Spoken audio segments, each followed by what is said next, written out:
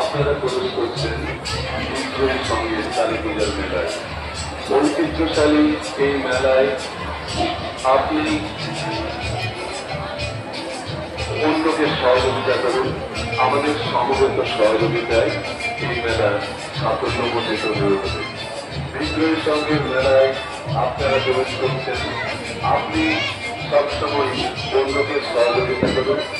সবাই সবাইকে সহযোগিতার হাত বাড়িয়ে দিলে আমাদের এই মেলা সম্পূর্ণভাবে সাফল্যিত হবে।